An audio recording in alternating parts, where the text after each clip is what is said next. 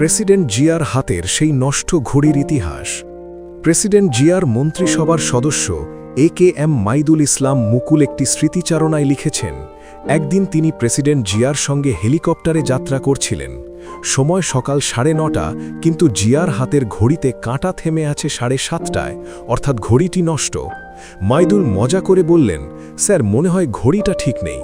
জিয়া হাসতে হাসতে জানান, তার ভালো মানের একটি ঘড়ি ছিল, কিন্তু আর্মিতে থাকার সময় কুমিল্লার এক অনুষ্ঠানে সেটি হারিয়ে ফেলেন। পরে তিনি 400 টাকার একটি সাধারণ ঘড়ি ব্যবহার করতে শুরু করেন এবং শেষ পর্যন্ত সেটিই তিনি জীবনের শেষ পর্যন্ত ব্যবহার করেছেন। অথচ তখন বঙ্গভবনের আলমারিতে 14 থেকে 15টি দামি ঘড়ি সাজানো ছিল, প্রতিটির মূল্য প্রায় 3 লক্ষ টাকা। বিদেশি অতিথিরা উপহার হিসেবে দিতেন, কিন্তু তিনি সেগুলো স্পর্শ করতেন না, কারণ রাষ্ট্রপতি হিসেবে বিদেশি উপহারকে ব্যক্তিগত সম্পদ হিসেবে গ্রহণ করাকে তিনি সরাসরি অনৈতিক মনে করতেন।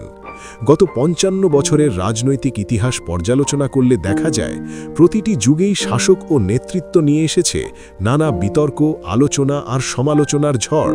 কিন্তু এই দীর্ঘ সময়ে এমন একজন রাষ্ট্রনায়ক আছেন, যার ব্যক্তিগত জীবনযাপন, সততা ও নীতি নিয়ে শত্রু খুব সহজে আঙুল তুলতে পারেনি। তিনি শহীদ রাষ্ট্রপতি জিয়াউর রহমান। বাংলাদেশের রাজনীতিতে তিনি শুধু একজন শাসক নন, তিনি ছিলেন এক অনন্য চরিত্র, যার জীবন ছিল আশ্চর্য রকমের সাদামাটা, স্বচ্ছ এবং আত্মমর্যাদাশীল। জিয়া ছিলেন সেনাবাহিনীর কঠোর শৃঙ্খলার মধ্য দিয়ে গড়ে ওঠা মানুষ।